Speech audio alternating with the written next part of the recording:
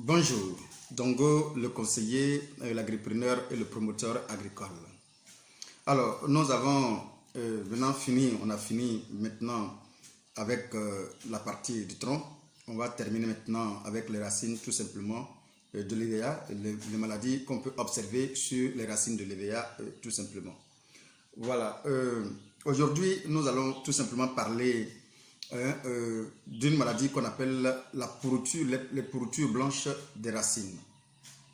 Alors, les pourritures blanches des racines sont causées par un agent pathogène qu'on appelle le Fomes lignosus. Le Fomes lignosus qui est l'agent pathogène de la pourriture blanche des racines. Alors, comment on peut l'observer sur la plante tout simplement? On peut observer des filaments mycéliens blancs sous forme de palmettes sur les racines latérales, sur les pivots et sur le collet. On peut aussi observer des rhizomorphes sous forme de cordonnées solidement attachés aux racines latérales et aux pivots. On peut aussi observer les carbophores de couleur jaune-orangé au collet et des arbres morts comme vivants. Il y a une fructification le plus souvent qu'on peut aussi observer qui est hors saison, c'est-à-dire que ce n'est pas la saison de fructification et on va observer une fructification hors saison. Il y a le jaunissement qui est virement effectivement des feuilles au rouge et brun, tout simplement qu'on peut observer. Et il y a une rétraction, puis chute qui va être suivie de chute et des feuilles et la présence des rayures brunes à l'intérieur des racines qu'on peut observer. Voici comment, en un mot, on peut observer la présence de cette maladie sur les arbres de l'EVA. Quel est le mode de contamination? La contamination se fait par des spores, en réalité. La contamination se fait par des spores, par des filaments ou même des ifs ou des ifs de champignons tout simplement. Le mode de propagation aussi, c'est par des spores. Ce sont des spores entraînées par l'eau et par le vent et qui sont au contact des racines qui provoquent cette maladie. Alors, il y a différents dégâts qu'on peut observer effectivement. Et les dégâts, c'est qu'on peut observer réellement des pourritures blanches des racines. Il y a la pourriture blanche des racines, on voit même la mortalité des plants parfois. Et ça peut se faire sur les pépinières et même sur les JBG. On peut observer des pourritures aussi sur l'implantation, des pourritures blanches des racines, on voit même des mortalités aussi des racines, des VA. Laissant des clairières dans la plantation, bien évidemment. Et le plus souvent, lorsqu'il y a des cas de mortalité, il y a des clairières qui se présentent, bien évidemment, dans la plantation. Et on va voir que le plus souvent, c'est là-bas les planteurs essaient de déposer quelques cultures de vivrier, voire maïs, voire le manioc, même souvent les légumes, pour leur alimentation personnelle. Alors, ici, on va parler aujourd'hui d'un cas qui est un peu nouveau, qu'on n'a pas parlé depuis la formation. C'est fiche de relevé sanitaire. Ici, comment ça se passait? On va tenter de déterminer le pourcentage d'attaque. Comment il faut le faire? D'abord, on va récupérer une ligne. Sur la ligne, par exemple, on marque une ligne 1 sur une fiche. Cette fiche a déjà préétablie. On prend une ligne 1. On va suivre pour voir la présence de ces signes-là, des signes du Fomes dans la plantation sur la ligne 1. Quand on va finir, on va sauter au moins 5 lignes. On prend la 5e ligne et on va essayer de suivre la même chose. Notez ce qu'on a observé qui montre la présence de Fomes. Ensuite, la ligne 10, la ligne 15, la ligne 20, la ligne 25. Et on essaie de prélever ce qu'on observe. Maintenant, lorsqu'on prend une ligne, le nombre d'arbres qu'on va observer qui sont sains, on va appeler ça A. Le nombre d'arbres qu'on va observer qui sont malades, on va appeler ça B. Le nombre d'arbres qu'on va observé qui est mort, on va appeler ça C. Donc ça veut dire l'ensemble des lignes choisies. Après ça, on va comptabiliser l'ensemble des arbres qu'on a observés, c'est-à-dire l'ensemble des arbres qu'on a observés qui sont C, qui est A, plus les arbres observés malades B, plus les arbres observés morts C, qu'on appelle les arbres, le nombre d'arbres total observés sur l'ensemble des lignes qu'on a choisi d'observer. Maintenant, qu'est-ce qui va se passer? Donc, le nombre d'arbres contrôlés à s'appelant D égale alors A plus B plus C. Très important. Le pourcentage d'arbres attaqués sera donc quoi? Le pourcentage d'arbres attaqués sera arbre malade qui est B plus arbre mort qui est C, le tout multiplié par 100 qu'on divise par D, D qui est le nombre total d'arbres contrôlés, qui donne le pourcentage d'arbres attaqués. Alors, pourquoi? C'est pour juste déjà déterminer la quantité de produits. Après ça, on peut faire une estimation de manière générale parce qu'on a pris des parties bien précises et en fonction de ça, on peut essayer de voir si j'ai choisi par exemple 100 bois, il m'a donné un certain nombre de pourcentage, je peux essayer de faire une estimation sur l'ensemble du nombre de bois qui se trouveraient dans ma plantation et je peux connaître effectivement approximativement quel est le nombre d'arbres qui pourraient être attaqués ou d'arbres qui ne seraient pas être attaqués. Du coup, je peux déjà chercher, bien trouver la quantité de produits à utiliser pour faire mon travail. Voici le rôle bien précis de cette partie. Alors, maintenant il faut comprendre quelque chose. Il faut savoir que le FOMES, contrairement à certaines maladies qu'on a rencontrées depuis, qu'on a observées depuis jusqu'à cette heure, le FOMES est quand même à une incidence économique très forte sur la culture que nous faisons. Donc c'est une maladie à ne surtout pas négliger. Elle a une incidence économique très élevée. Alors, on a quand même des méthodes de lutte. On a quand même des méthodes de lutte qu'on peut observer pour éviter ou bien pour minimiser un tant soit peu cette maladie-là. Il y a la méthode de prévention, la méthode préventive qu'on peut observer. La première méthode, cette méthode consiste à ne pas du tout blesser les racines des arbres. Il faut éviter de blesser les racines des arbres parce qu'il faut comprendre que le FOMES c'est une maladie de blessure. C'est une maladie de blessure. Donc en cas de blessure, il y a la possibilité de s'infiltrer et de se coller et de faire des dégâts immédiatement. À la préparation de votre parcelle, il y a quelque chose qu'on vous dit à chaque fois, c'est de pouvoir faire l'effort possible pour extirper, pour éliminer et brûler les vieilles souches et les débris végétaux pendant la préparation et des qui sont sur votre plantation. Éliminez-les, brûlez-les convenablement pour laisser la plante vraiment nue avant de pouvoir vraiment mettre votre VVA en place. C'est très important. Il y a aussi une lutte curative qu'on peut aussi observer. On peut aussi employer ou utiliser. D'abord, il faut détecter et marquer. On va d'abord procéder par la détection et le marquage. La détection, il faut faire une détection très rapidement, le plus rapidement possible et systématiquement et de manière régulière de tous les arbres immatures à partir de 2 ans. À partir de 2 ans. Alors, effectivement, une ou 2 fois par an, de manière très régulière pour ne pas se laisser surprendre. Alors, il faut le faire 1 ou 2 fois par an. Ensuite, il y a les arbres en production. Pour les arbres en production, il faut détecter 1 fois au moins par an. Si l'arbre est déjà en production, on peut faire une détection 1 fois par an.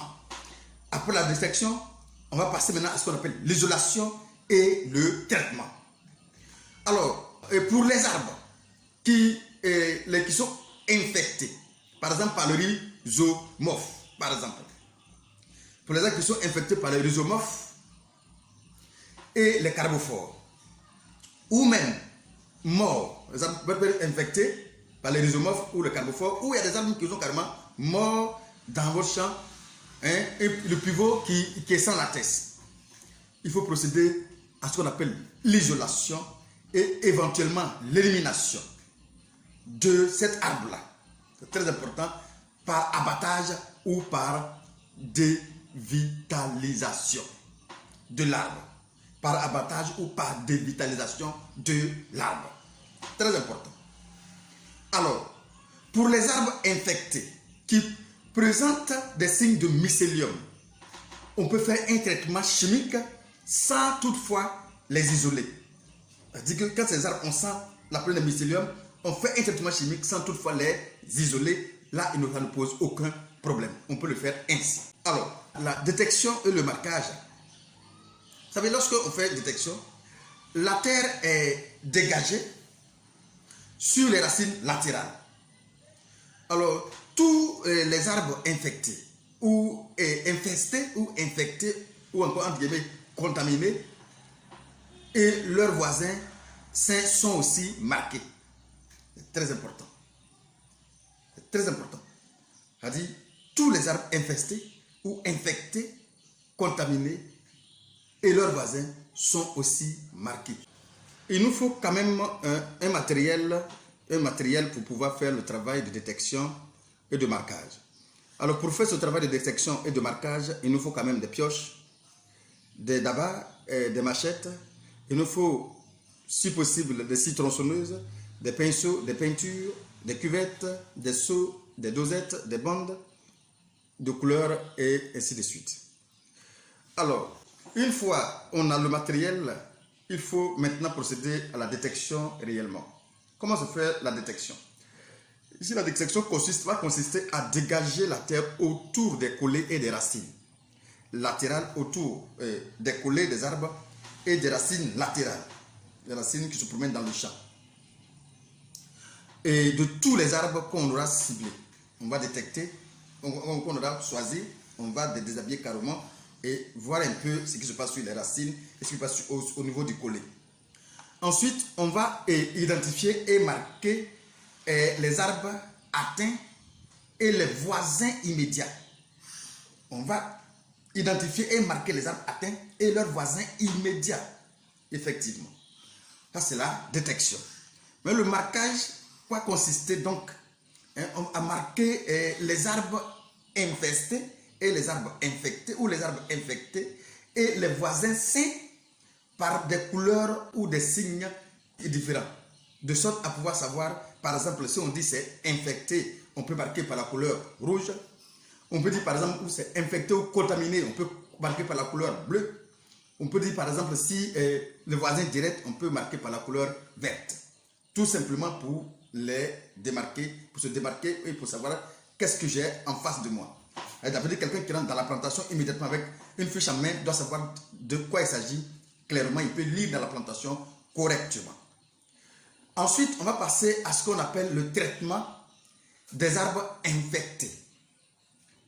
Alors, cela consiste à effectivement isoler les arbres en faisant une tranchée circulaire de 1 mètre de rayon, 25 cm de largeur, 25 cm de largeur tout simplement, 60 cm de profondeur. Pour les grands plants, maintenant qu'est-ce qu'on pourra faire pour les jeunes plants? Pour les jeunes plants, il faut arracher carrément les jeunes plants avec leurs racines latérales. Ces arbres qu'on va voir infectés, les jeunes plants qui sont infectés, qu'on peut facilement arracher, il faut les arracher avec leurs racines latérales. Maintenant pour les gros plants, on peut tronçonner jusqu'au collet les gros arbres et dévitaliser. On peut tronçonner jusqu'au collet et dévitaliser. On peut aussi extirper les racines latérales de la plantation et les brûler. Il faut extirper carrément les racines latérales de la plantation et carrément les brûler. On peut aussi faire un traitement fongique avec un produit de la famille de triazole, de tous les arbres qui sont donc infectés. Voilà. Maintenant, on peut faire aussi un traitement, le traitement des arbres contaminés.